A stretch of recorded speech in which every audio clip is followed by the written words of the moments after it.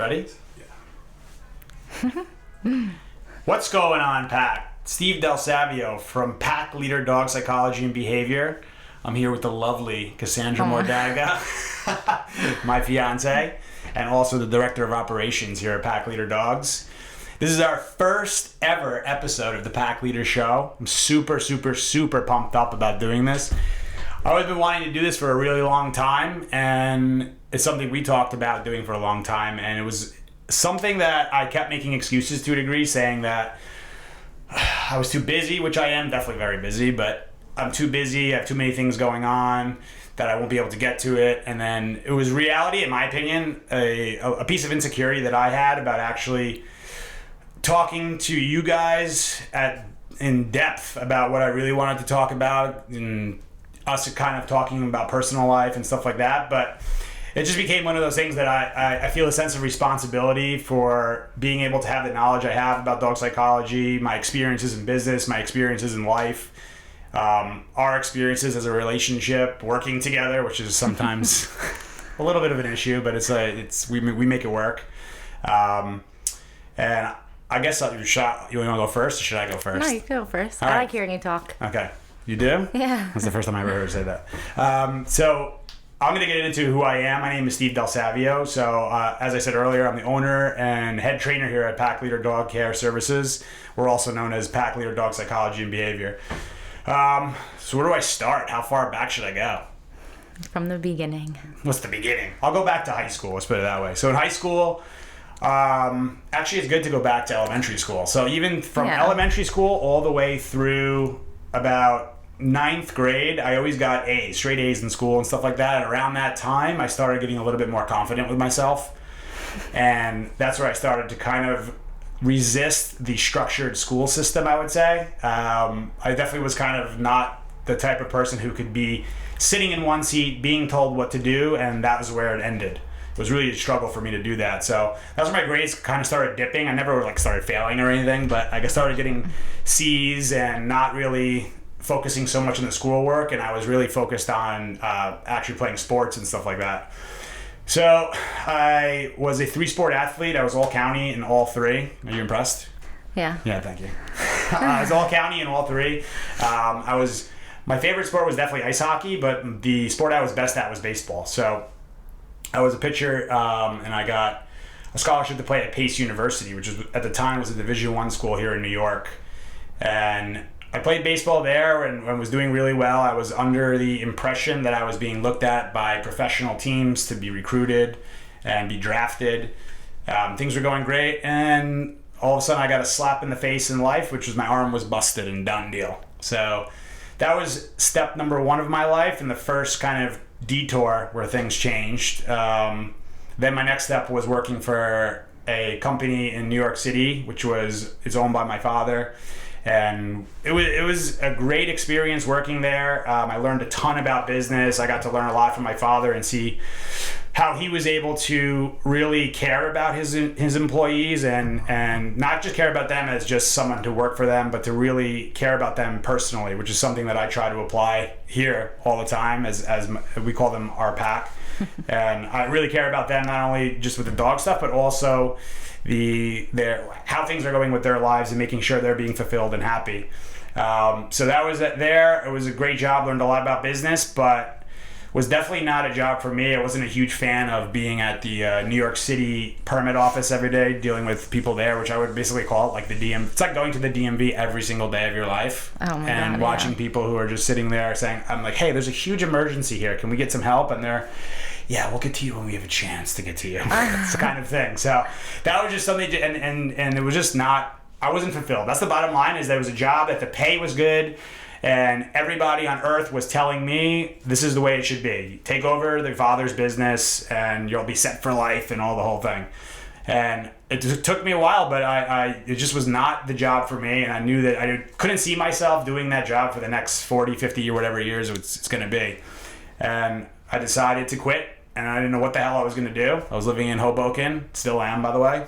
And at that point, I really didn't know what to do. So in the meantime, as I was looking at like jobs for the next, what's going to be a popular job in the next like 20 years type thing, I was glancing through, and they were all ones I was like, I don't know what the hell this is. No, not no. And then I saw the pet industry. And I said, in pet industry, I like dogs. Maybe I could do something with that. But didn't know what to do with that. I knew about dogs just from my own experience. I always did rescue stuff and worked with, friends and family's dogs. I loved watching dog shows and things like that. But it just got to a point where I was like, what am I going to do? Am I going to make a dog business? How would I even go about that? So it kind of got put on the back burner. But while I was looking for another job, a friend of a friend had a dog whose name was Mojo. And none of the walking companies were able to walk that guy. So what happened was I went to the house, and everyone had said this dog was very aggressive. And Was it? So it was doing an aggressive act of charging the door, which is technically not aggression. He was just moving forward because he was actually nervous about people coming in the house. So I saw nervousness in that dog, and most people just saw aggression. They saw black pitty teeth, and that was the end of it for them. Yeah, no one wants to walk that. Nobody wants to deal with that, yeah. So I ended up getting that dog for a walk. So in the meantime, I started walking this guy, and then, it kind of became like a friend of a friend had a dog like that. Oh, I have a dog like that. Can you walk him? So I casually got a pack of I don't even know. In the beginning, it was 8 dogs who were all the bad problem crazy dogs of Hoboken to a degree, all aggression and things like that. And just by walking them and the things I had learned by watching TV and watching Caesar's show, reading books, and just applying that stuff with dogs in my real life, I was just practicing the stuff that just seemed so normal that everyone around me was looking, and people on the street were like, how is he doing that? It makes no sense. It's magic. I was like, is it really magic? I think this is just normal life stuff to do with the dog. But so then I started saying to myself, maybe I can have a dog business. Maybe I can do a dog business. So I started pack leader dogs at the time, and I said, I'm going to try to have a nice little dog walking business. And at the time, my goal in life was to have my goal was going to be 6 figures I wanted to make, and have my own business, make my own schedule, and that was going to be the end of it. That's where I was like, I'm done with that. That would have been with the walking. Just walking. That was going to be my life. If I had a nice walking business and eventually could have some people working for me, oh my God, I killed it. So I started doing that, and the walks were getting great. They were building up, and I had a lot of people, or my clients, who were saying, can you tell me how you're getting my dog to walk with a pack of 8 dogs or 10 dogs or 15, whatever it was that day, and I can't even walk this dog normally on my own, by myself? So I was like, yeah, of course, let me come show you. So then I started going to people's houses for free as part of a perk to being part of the pack. And I would go to their houses for free, and I would do consultations and show them things that I thought were just normal and everybody knew, but I realized almost nobody. And now today, I definitely know that the majority of people don't know this stuff. Mm-hmm. And I went, so I was go to the house, and I would show people what to do. And then I started doing that, and people were getting great results. So I had should I charge money for this too? It almost felt awkward, I shouldn't be doing this. So I was like, you know what, I'm gonna charge. I think I started with $150 for 2 hours or something like that, $75 an hour. That'd be such a great deal now. That would be a good deal. So I was just like, you know what, let me see if I can make something out of it. And it felt awkward, and it was in reality, it was my own insecurity about it. Am I giving a good enough product, which relates to doing even this show, is why I was kind of delaying this show. I was like, do I really know what I'm talking about? It seems like everybody on Instagram and social media and stuff think they know what I'm talking about, and my clients seem to think that I know what I'm talking about. So I was like, you know what, let's see if you know what you're talking about. Thank you very much. Yeah, and we'll see. I want to see if you guys think if you know what I'm talking about. So yeah, then we'll get into, this is when things were starting to go up and things were going well for me. I ended up getting engaged at the time, not to Cassie, to somebody else at the time, and so that was going well. And then things kind of spiraled out of control. I ended up breaking up with my ex-fiance. Ended up not really talking to a lot of the people that I used to talk with and go out and party with. And I was in a really, really low spot in my life. And I would describe it, for me, it was definitely rock bottom. I don't know what actually is rock bottom, but for me, it was the lowest I've ever been in my life, of really doubting myself, feeling like a failure, looking in the mirror every day, being like, what the hell is this guy? What is wrong with you? How are you such a failure? And all this kind of stuff. But it's an experience that I would definitely never give back. At the time, it was absolutely brutal. And when people talk about, like, I see people who have, you know, unfortunately have committed suicide and have gone down that road. I never felt suicidal, but I could totally understand how people can go down that road and start, like, stacking all these things negatively that can bring them to a really toxic place. So I was on the way there, definitely, but never felt actually close to it or anything. And a huge help for me was my American Bulldog Maddie, or our American Bulldog Maddie now. Oh, nice one. And she was the one who just was, you know, she's a very sensitive back of the pack dog. And she's a very happy-go-lucky, loves everybody, wants to play all the time. And she was very down and would come by me and lay by me and stuff like that. And she was really the one who I don't know if I would have done it by myself. I'm pretty sure that I would have. I would like to think that I would have got out of that shit by myself. But seeing her that way made me be like, what? I gotta, like, snap out of this shit and do this for her. Yeah. Like, look at her. Like, look what I'm causing my own dog to feel like. So she was the one who got me putting one foot in front of the other, and it was really hard for a while. I was, you know, very judgmental of myself. But then I decided I don't know, I think it was just one day, like with her, I said, you know what? Like, stop being a bitch about it and get control of your life. Because I was very much in a mindset of waiting for things to happen to me. People are gonna do shit for me. Like, that guy's lucky, and actually wishing bad upon people, like, to not be successful. And when people would fail, I'd be good. It made me feel better. So I can totally understand when I see people who are going through the same thing now. It's, like, very obvious to me, and I'm like, so that person's not happy, because I know for a fact that I wasn't happy in that state. But then I decided, you know what, I'm going to try to be a good person. I'm going to start investing in myself instead of waiting for shit to happen. I'm going to actually do it for myself. Action. Yeah, take life, you know, take life by the balls, really, is what you can call it. I mean, by the way, that's something I want to talk about too. I grew up in New York, and we're in Hoboken, New Jersey, so I apologize in advance sincerely about some cursing and things like that. I do it. Cassie definitely does it, I can tell you. Not me. But some things will slip, and it's something I thought about doing. I wasn't sure if I was going to do it, like, kind of curse and do that stuff, because I didn't want to. You have to keep it real too. Yeah, I didn't want to scare people off by cursing, but at the same time, I didn't want to be like 85% of myself and try to filter myself out. I want to give you guys the raw me and, like, how I really am in life, and not give you some, like, fake, like, TV showy type person. Like, this is who I really am, and if I curse, then I apologize. And if it offends you, please don't be offended if you can't be. But I'm not trying to offend anybody. But so, yeah, apologize in advance. And by the way, we'll also have some PG and PG-13, like, things too that won't have, I promise we'll have any cursing. When we bring our innocent little Jamie on. Exactly. So where was I up to? Now I forgot. Taking life by the balls. That's what I like to hear. So, yeah, so then I just started really investing in myself. I started reading books. I started studying, learning things that I really wanted to learn. And the day came where I saw... my father, I can't remember if my father or my mother saw, like, an ad for TCW, which is Training Caesar's Way, the workshop that Caesar teaches. And I looked on and I saw what it was. It was a good price to go to it, and I was like, damn, how am I going to afford that? But it just felt so right to go to that. So I just swiped the freaking credit card and was like, I'll figure this shit out, and I don't know how it's going to happen, but it felt right. And that's something we'll talk about too when it comes to setting intention and how to make lasting change and stuff like that, is going with...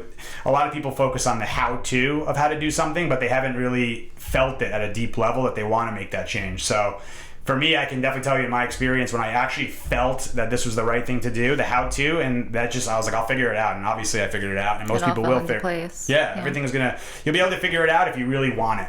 So I went, I brought my American Bulldog Maddie out to LA to take the first ever Training Caesar's Way workshop that was going to be done personally by Caesar. It was like an amazing... I mean, you talk about an amazing experience. Like, getting there and walking, still visualize it perfectly in my head, walking up the hill and seeing Caesar standing there with his, like, freaking sombrero thing on or whatever the hell he had, with a huge walking stick, like, standing up, like, proud as hell. And I was like, it just felt... I was like, I'm in the right place. This is where I have to be. I mean, this is, like, no other question. So I ended up taking the course, and the head trainer at the time was a good friend of mine named Colleen Steckloff, who's now Colleen Aguilera, and she's of LA Canines out in LA. And she, I was talking with her a lot during the workshop, and I said to her at the end, I said, if there's ever an opportunity to come back and volunteer, I'd love to do that. And she said, yeah, we'll see what happens. So I left, and I was like, there's no way. Like, this is the end of that. I learned a ton. I got to speak with Caesar, like, one-on-one a few times, which was great. So I was coming back saying, cool, great experience. Now it's on to continuing, like, working and doing the business.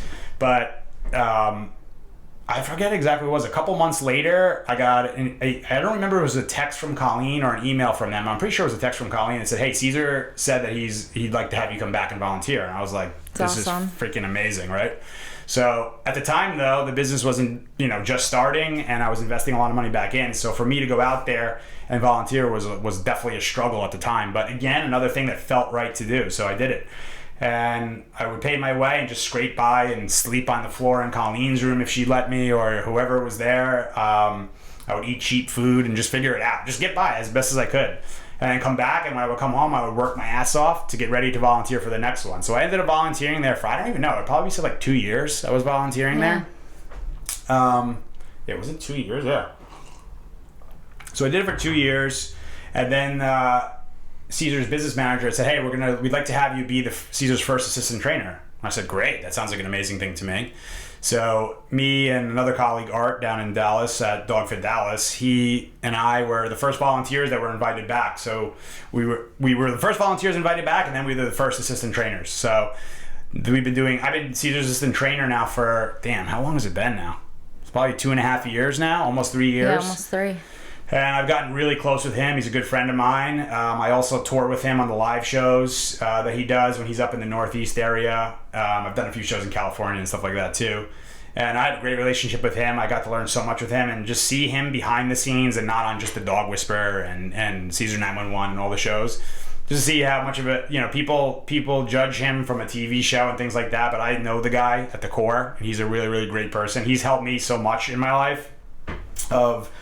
He's another guy who was at rock bottom at one point, and he openly talks about him attempting suicide and how he got through it and where he is now and all that stuff. So he's been an amazing person, and that's where I am right now. So since that point, let me talk about it really quick. So then my health, and after playing baseball, this was going on for a while. So the business has been going great, but for a while, my health, I kind of let that slide, especially during the time when I went through that like rock bottom deal, and I was kind of eating whatever the hell I wanted, drinking way, way, way too much, just not giving a shit about my health, really, like not going to the gym as much. And I bumped up to like 220, which is not morbidly obese, clearly, but as the pictures will show, which will eventually show you guys some pictures of me at 220, which is not a very pretty sight as far as I would say. And Cassie and Jamie love to get a real kick out of my fat pictures. They laugh their ass off at me all the time, which is not like the most fun for me. Anyway, so that was it was a tough time. So I realized that not only did I have to invest in myself of intellectually in business and dogs and stuff, is that I now had to invest in my health. And I went to the doctor for a casual checkup. I got told I had sky high cholesterol, triglycerides, which were over 2,000 when they're supposed to be under 100 or 200. And very high blood pressure. So, of course, my doctor said hot blood pressure medication, triglyceride medication, and statin drugs. So, I decided that it was, before I go on all this crap, which is what, because it was such a passion of mine, too, with the dog training world and the dog world, where all these dogs are being either isolated, medicated, or euthanized. So, those are, the three things. So, a lot of the dog training industry likes to just medicate and put a band-aid on problems. So it was already something that was passionate about me. So they were like, all right, we're going to medicate my problems because I'm eating like shit. I'm not taking care of myself and not taking accountability for my own life. So I decided to make a change. I started really, really studying and going online, watching videos, reading books about how to eat and stuff like that. So I started kind of eating a low-carb, high-fat diet, which has been really helpful. I'm back in the gym every day. I took up Muay Thai, which is a mixed martial art. Type of mixed martial art. What else have I done? I've done other things too to get in it. But, do a lot. But just a lot of active things. Obviously, the walking with the dogs constantly. I forced myself to do that every single day, even if I was tired. And just really focusing on my health and just learning about what I was eating and nutrition.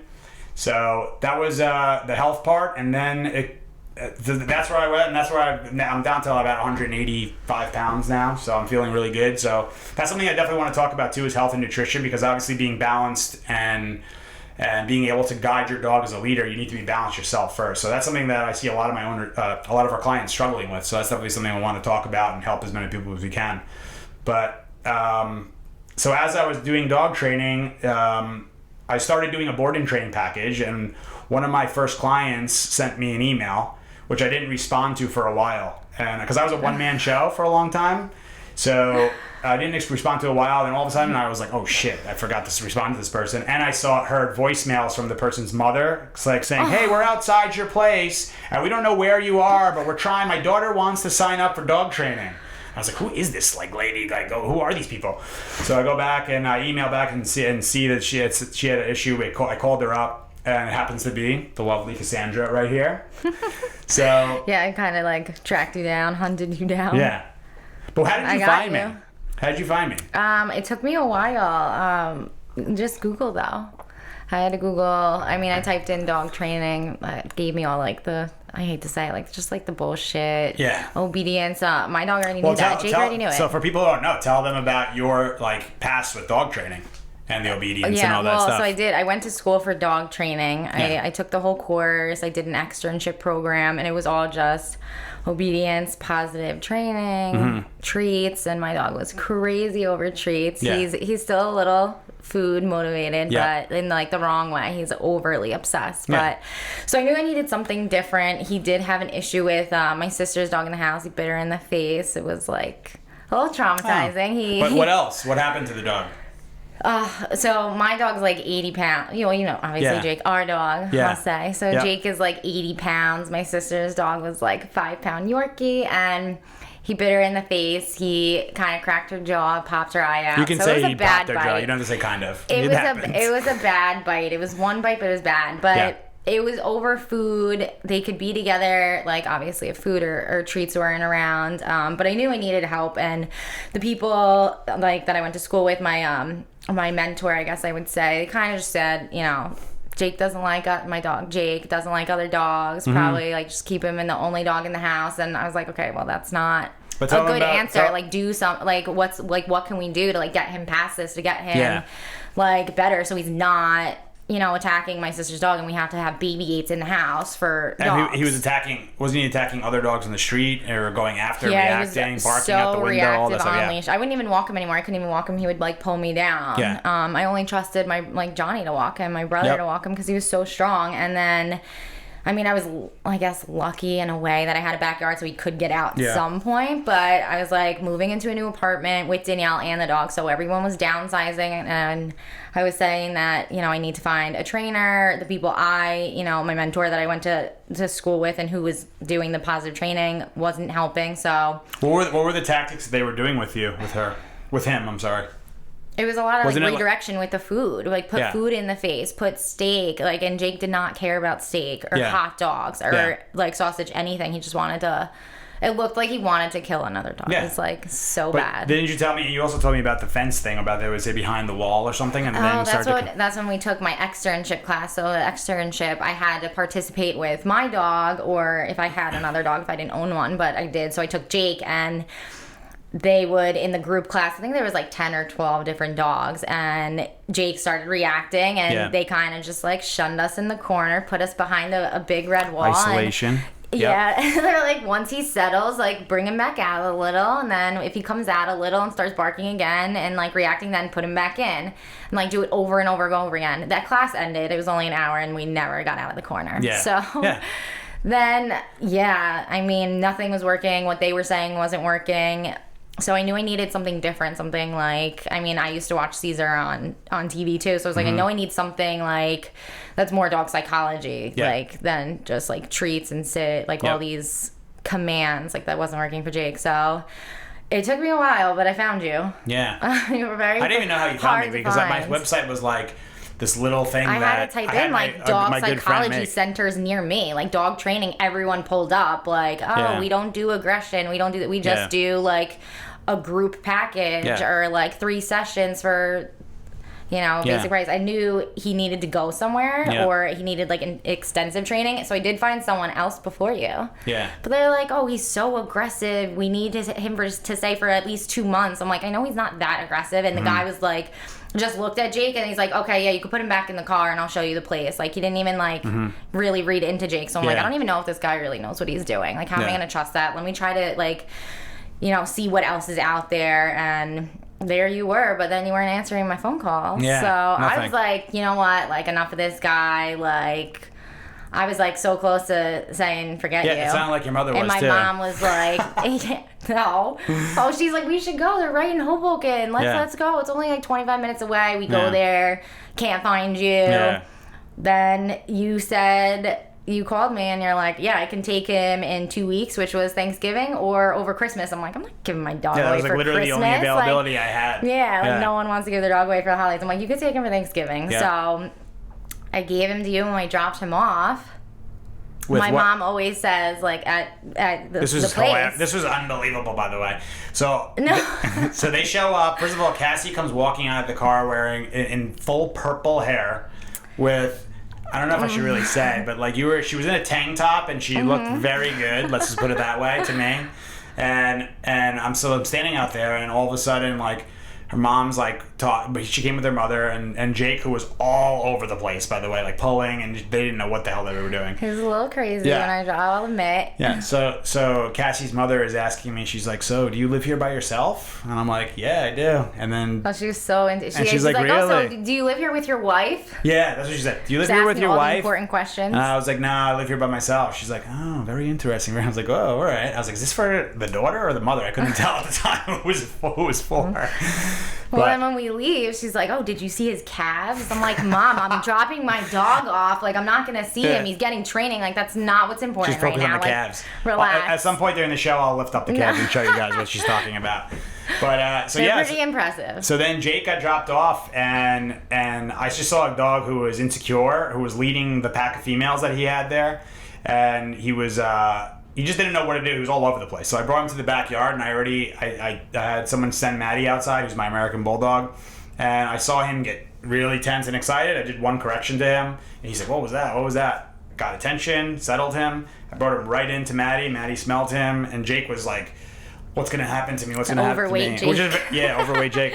And it's a common thing of dogs, because he got attacked, right, by a German Shepherd in a dog park, which is, by the way, a super common thing that happens in dog parks where dogs are doing great, and then all of a sudden they get attacked by a dog, and now they're super reactive. Yeah. Mm-hmm. So that's what I saw. I saw an instant. The people you were working with, what they saw was an aggressive dog, which is very much of like tons of our clients call us and say our dog is aggressive. Because Jamie will tell you how many people we say aggressive dog. And what I saw with Jake was an insecure dog who was in a front of the pack position, leading his pack, and had no idea how to do it, and way overexcited, like super excited. Like no control of excitement. They pumped treats in him and was like, do high-pitched noises so he gets I'm like, way too much for him. He took that in. Yeah. He's great at it. So once they removed him from Cassie and his mother, he was just an insecure dog. He didn't know what to do, and he didn't have the courage to actually go and attack a dog there. So it was able to have Maddie around him and realize nothing was going to happen. Then I had other dogs I started bringing out one by one and things like that. You sent me that picture. Like, I dropped Jake off and I'm driving, and like within 5 minutes of driving, you text me, so I'm like, Mom, read it. 'Cause, like, I don't like to be on my phone in the car. Yeah. But then she's like, oh my God, Jake's right next to another dog. It was Maddie. And they were literally sitting right next to each other. And I like... We'll have to post that photo at some point on here. It was, I still have it. Yeah. It was like, I would never think... that night it would happen. Yeah. Obviously, I sent him to you because like I believed in you and what you do. So eventually, you can get him to sit next to another dog. Right. Within 5 minutes, I was like, no way. I'm like, this has to be fake. So we got him in there, and I started bringing more dogs. And then she came for her first session, and in the rain. And when she came, I think wasn't I coming back from a pack walk with him? Yeah, I came back with I think I had like 5 or 6 dogs with me. And she was just like, what the hell is going on here? I don't understand this stuff. I couldn't even process it. Yeah. Oh, let me go back to really quickly what they were trying to do with your trainer. Your people were trying to do was they saw an aggressive dog, so they said, let's just distract him with food. In their mind, they're doing redirection, which technically it is, but they didn't so a lot of that kind of training is focused on the physical state of the dog. So it's getting the eyes to look at you and putting your butt on the ground and looking. It's all that kind of stuff. And then they feed the state of the physical state: sit, down, stay, heel, all that stuff. So what they don't realize, in my opinion, is that they're feeding an excited state. So while they were trying to grab attention through bribery, because they say they're going to phase the treats out. It's very rare that phase out. It's very rare that I ever see it actually happen. But you don't have the treats, you're in trouble. I want to see. I would love to like see it. You know what I mean? But anyway.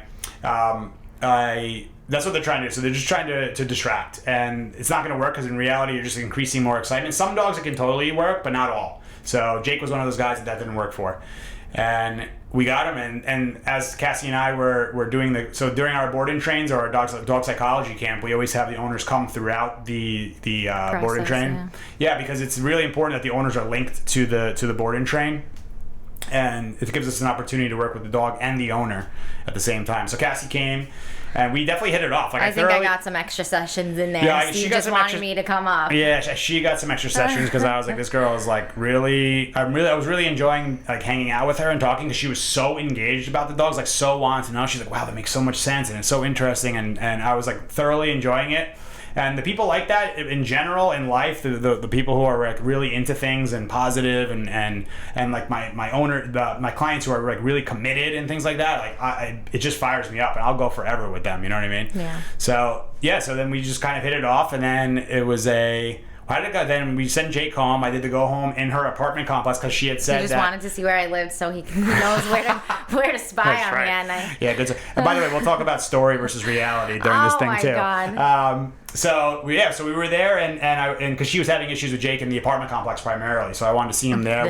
The stairwell. We walked all around, did the whole thing, and that was and he did great, and you guys did awesome. Mm-hmm. And then it was a transition, but I was committed. I needed it to work, you know, so I put all the effort in. There was a little I wouldn't say setback, but I was like questioning a little, like, does he really need to be in the crate? Because he's not a dog that's going to destroy things. Yeah. Like, he didn't need the crate for that reason, but he was trying to like break out of it, trying to be, you know, so have his own way. And I texted you. The purpose for me of that was that it was a way for me to make sure she stayed committed. So, like, did Jake really need the crate? No. But I wanted to make sure this was more for the owner than it was actually for the dog. I wanted to make sure that she stayed committed to the process and understood how important it was to stay with the structure long term, not just I'm just gonna give up in 5 minutes, because if she would have done that, the dominoes fall and she's gonna give up on the rest of the whole thing. Yeah, I definitely see that. So then the day came and I was checking in with her and said, how are things going with Jake? And she said, really good, it's awesome. And then I don't know, I remember talking to my friend Dan. I said, should I just ask this girl out? Like, what's the ethical way to like ask a client out? Is this like messed up? I don't know. And I was like, whatever, screw it. You have one life to live. I'm just gonna fucking ask her out, right? And so I sent you a message. What I say? I was like, hey, we should go out and celebrate for the thing.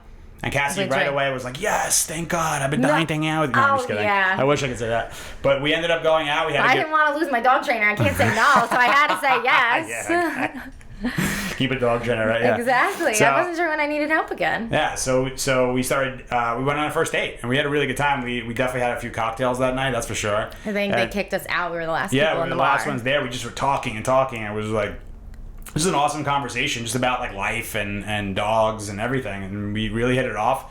And the rest is really history. I mean, we just started dating, like every weekend after that. Yeah, started dating, and things were going great, and she ended up moving in. And when she moved in, because I had nowhere else to go. Yeah, exactly. Yeah. She moved in, and we talked about her joining the company, and we had definitely talked about the risk of us working together and how difficult it can be to not only have a relationship, to work together, and have the work be at our house. home. Yeah. Yep. So we had to deal with all those things, which sometimes really is a struggle. And like we'll definitely say it's definitely a struggle at times, but yeah, it's not always easy. But with the right attitude, which we'll definitely talk a lot about, is like with the right attitude and just saying whatever, this is what's been handed to us. This is life happening for us, not to us.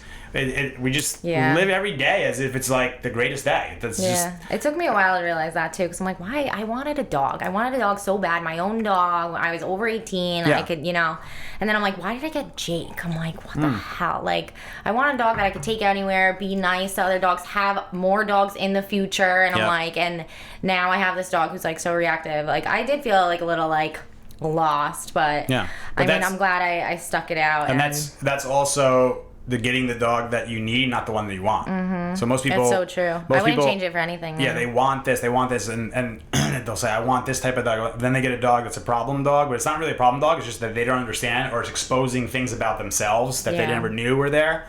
So it's actually the best dog they ever have. So Caesar talks about this stuff all the time, about getting the dog that you need, not the one that you want. I think it's so he was definitely the one he was definitely the one that you needed, and for me, Maddie was totally the one I needed. I was really, really good with like forward, strong dogs and aggression and things like that, but where I struggled was with sensitive dogs. And that's just my upbringing. Me and my father, my brother, just roughhousing, ball breaking, and just that was my lane that I knew very well. But Maddie was able to expose to a degree of weakness that I had, which was getting a little frustrated with sensitive dogs, nervous dogs, fearful dogs. So she exposed when I went to the course with Caesar. Caesar said to me, he goes, "You're a little too much with that dog." And I said, "Well, what do you mean?"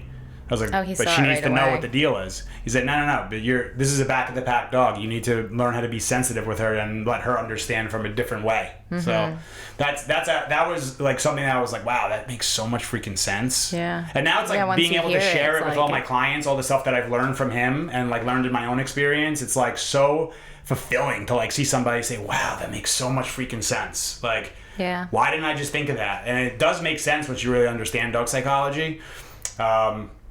Yeah, so that's really where it kind of went, right? I mean, yeah, and I'm still here. Yeah, the business has been For growing. Good. Yeah, the business has been growing. We've been doing really good, and we work on our relationship. We work on growing the business every day. We work on, staying positive, having an awesome environment here. We want everyone here to be fulfilled and happy and living the life they want. And we'll definitely get into a lot of things about like limiting beliefs that people have, that we get inside of our heads and we tell ourselves we can't do things. It's not going to be able to happen. I'm not good enough. It's too much for me, and all those kind of things. It's a lot of bullshit. And our minds are amazing at keeping us safe, but safe isn't growth. Safe isn't going for it. And we have one life to live, so it's like, why not go for it? That's the way I look at it, and that's what I hope I can inspire all of you guys to do too. I want everyone to just go. I mean, that's the way it has to be. I mean, there's no other way. The other way, I live the other way. And trust me, it's not the way to go. Coming on this side, it takes a little bit of courage to go for it. But once you get past that courage and you actually have courage a little bit to take even just that one step, that's the first step to confidence. So I was not always this...